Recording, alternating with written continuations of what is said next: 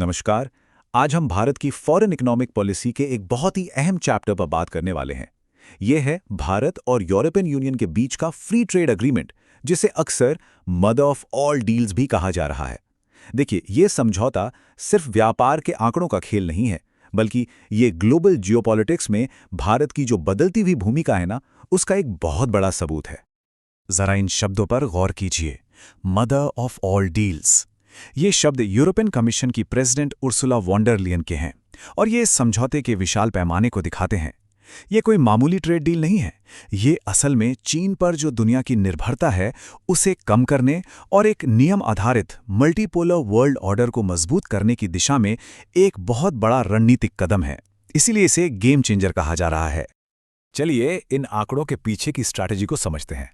जब हम 2 अरब लोगों और दुनिया की 25% जीडीपी की बात करते हैं, तो इसका मतलब है कि हम दुनिया के सबसे बड़े डेमोक्रेटिक बाजारों को एक साथ ला रहे हैं। ये एक ऐसा जबरदस्त आर्थिक ब्लॉक बनाता है जिसमें भविष्य के ग्लोबल ट्रेड के नियम और स्टैंडर्ड्स तय करने की ताकत है। तो आज की हमारी चर्चा का रोडमैप कुछ इस तरह रहेगा। हम इन सभी पॉइंट्स पर एक एक करके बात करेंगे ताकि इस पूरी डील की तस्वीर एकदम साफ हो जाए। तो सवाल ये है कि ये डील आखिर अभी ही क्यों इतनी जरूरी हो गई है। देखिए, दुनिया बहुत तेजी से बदल रही है। कोविड पेंडेमिक के बाद हमने देखा कि कैसे सप्लाई चेन्स टूट गईं, फिर यूक्रेन में जंग छिड़ गई और चीन का रवैया भी लगातार आक्रामक होता जा रहा है। ऐसे माहौल में भारत और ईयू जैसी एक जैसी सोच रखने वाली ताकतों के लिए साथ आना पहले से कहीं ज्यादा जरूरी हो गया है। यहां हम दुनिया की 2 सबसे बड़ी अर्थव्यवस्थाओं को साथ आते देख रहे हैं। एक तरफ है ईयू, दुनिया की दूसरी सबसे बड़ी इकोनॉमी, और दूसरी तरफ है भारत, जो चौथी सबसे बड़ी इकोनॉमी बनने की दौड़ में है।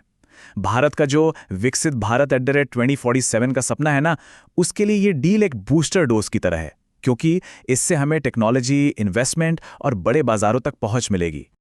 अच्छा, तो ये डील कोई रातों रात नहीं हो गई। इसकी कहानी काफी लंबी और दिलचस्प है, करीब 20 साल पुरानी। चलिए इसके इतिहास पर एक नजर डालते हैं। ये टाइमलाइन दिखाती है कि ये सफ़र कितना उतार चढ़ाव भरा रहा। देखिए, 2007 में बात शुरू हुई, फिर 2013 में जाकर अटक गई। कुछ चीज़ों पर बात नहीं बन पा रही थी, जैसे गाड़ियों पर टैक्स को लेकर, डेटा सेफ्टी के नियमों को लेकर। लेकिन फिर 2022 में दुनिया बदली, चाइना +1 की स्ट्रैटेजी ज़रूरी हो गई और दोनों को लगा कि अब साथ आना ही पड़ेगा। और आखिरकार जनवरी 2026 में इस पर मोहर लग गई। ठीक है, तो चलिए अब जरा इस मदर ऑफ ऑल डील्स के अंदर झांक कर देखते हैं कि आखिर इसमें है क्या क्या। सबसे पहले एक बात समझनी बहुत ज़रूरी है। जब हम एफटीए या फ्री ट्रेड एग्रीमेंट्स की बात करते हैं तो अक्सर लगता है कि बस सामान पर टैक्स कम हो गया, लेकिन नहीं। आज के ज़माने के एफटीएज इससे कहीं ज़्यादा होते हैं। भारत ईयू समझौता एक डीप और कॉम्प्रिहेंसिव डील है। मतलब इसमें सर्विसेज, इन्वेस्टमेंट की सुरक्षा, इंटेलेक्चुअल प्रॉपर्टी राइट्स और डिजिटल ट्रेड जैसे नए और जटिल मुद्दे भी शामिल हैं। अब ये देखिए, ये है कुछ सबसे बड़े बदलाव। सोचिए, लग्जरी कारों पर जो 110% टैक्स लगता था, वो अब घटकर सिर्फ 10% रह जाएगा, और वाइन पर 150% से सीधे 20 से 40% पर। मतलब यूरोप की कंपनियों को हर साल करीब 4 अरब यूरो का सीधा फायदा। लेकिन ये वन वे ट्रैफिक नहीं है। बदले में भारत को भी अपने कपड़ों और दवाइयों जैसे बड़े एक्सपोर्ट्स पर 0 ड्यूटी का फायदा मिलेगा। तो जैसा मैंने कहा, ये सिर्फ टैक्स कट की बात नहीं है, इसमें बहुत कुछ है, जैसे प्रोफेशनल मोबिलिटी। इसका सीधा मतलब है कि हमारे आईटी प्रोफेशनल्स, डॉक्टर्स, इनके लिए यूरोप में काम करना आसान हो जाएगा। और ये सस्टेनेबिलिटी एंड क्लाइमेट वाला पॉइंट भी बहुत जरूरी है। ये पक्का करेगा कि जो भी व्यापार हो वो पर्यावरण के लक्ष्यों को ध्यान में रखकर हो। ये भविष्य की सभी ट्रेड डील्स के लिए एक नया स्टैंडर्ड सेट कर सकता है। तो सवाल ये उठता है कि इसमें किसका कितना फायदा है। देखिए, एक अच्छी डील वही होती है जिसमें दोनों पार्टियों के लिए कुछ ना कुछ हो, एक विन विन सिचुएशन। तो चलिए देखते हैं भारत और ईयू के लिए ये समीकरण कैसे काम करता है। ये बिल्कुल साफ है कि दोनों को एक दूसरे की जरूरत है। भारत को क्या मिल रहा है? 45 करोड़ कस्टमर्स का एक बना बनाया अमीर बाजार। वहीं यूरोपियन यूनियन को मिल रहा है भारत का 140 करोड़ लोगों का बढ़ता हुआ बाजार और अपनी सप्लाई चेन को डी रिस्क करने का मौका। ये एक परफेक्ट मैच है। भारत के लिए इसका सबसे बड़ा फायदा हमारे उन सेक्टर्स को मिलेगा जो सबसे ज्यादा नौकरियां देते हैं, जैसे कपड़ा, लेदर, जेम्स एंड ज्वेलरी। ये हमारी इकोनॉमी की रीढ़ हैं। जब इन चीज़ों पर यूरोप में टैक्स 0 हो जाएगा तो जाहिर है एक्सपोर्ट बढ़ेगा, और एक्सपोर्ट बढ़ेगा तो नौकरियां भी बढ़ेंगी। सोचिए, हमारे 99% से ज़्यादा एक्सपोर्ट्स को प्रेफरेंशियल एक्सेस मिलेगा। अब जरा पैसे टैक्स से हटकर बड़ी पिक्चर देखते हैं। ये डील सिर्फ इकोनॉमी के बारे में नहीं है, ये जियोपॉलिटिक्स का एक बहुत बड़ा दाव है जो दुनिया की राजनीति को प्रभावित करेगा। इस पूरी डील के पीछे एक बहुत बड़ा कारण है चाइना प्लस वन स्ट्रैटेजी। दुनिया को समझ आ गया है कि किसी एक देश यानी चीन पर इतना ज्यादा निर्भर रहना ठीक नहीं है, तो अब सब डी रिस्किंग कर रहे हैं। ध्यान दीजिए, ये डी कपलिंग नहीं है, डी रिस्किंग है।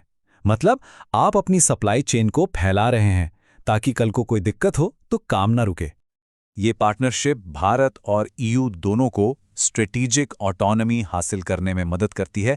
ये एक बहुत ज़रूरी टर्म है। इसका मतलब है अपने फैसले खुद लेने की आज़ादी, ना अमेरिका का दबाव, ना चीन का।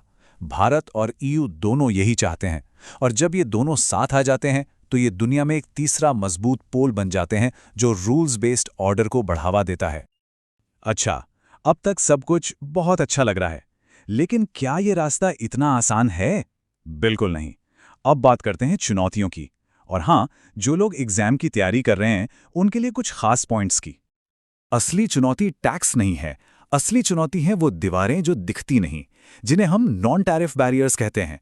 मतलब ईयू कह सकता है कि भाई आपकी टी शर्ट में अगर 30% रिसाइकिल किया हुआ धागा नहीं है तो हम नहीं खरीदेंगे। अब ये टैक्स तो नहीं है, पर रुकावट तो है। इसी तरह के कड़े पर्यावरण और डिजिटल नियम हमारे एक्सपोर्टर्स के लिए बड़ी मुश्किल खड़ी कर सकते हैं। इसमें दो बड़ी चीजें हैं। एक है CBAM यानी कार्बन टैक्स। अगर भारत में स्टील बनाने में ज्यादा कार्बन निकला तो ईयू उस पर एक्स्ट्रा टैक्स लगा देगा। भारत का मानना है कि ये एक तरह का प्रोटेक्शनिज्म है। और दूसरा है GDPR, उनका डेटा प्रोटेक्शन का सख्त कानून। हमारी छोटी IT कंपनियों के लिए इसे फॉलो करना बहुत मुश्किल और खर्चीला हो सकता है। तो जो स्टूडेंट्स हैं, जो एस्पिरेंट्स हैं, वो इन कीवर्ड्स पर खास ध्यान दें। इन्हें अपने आंसर्स में जरूर इस्तेमाल करना है, जैसे strategic autonomy, non tariff barriers, supply chain resilience, China plus one, calibrated liberalisation. इन सब को मिलाकर एक बहुत अच्छा एनालिटिकल आंसर बनता है। तो आखिर में एक बड़ा सवाल, क्या ये मदर ऑफ ऑल डील्स सिर्फ भारत और ईयू के लिए ही नहीं, बल्कि पूरी दुनिया के लिए 21वीं सदी के ट्रेड का एक नया ब्लूप्रिंट बनेगी? ये सिर्फ एक ट्रेड डील नहीं है, ये भविष्य के ग्लोबल ऑर्डर की नींव रखने की एक कोशिश हो सकती है।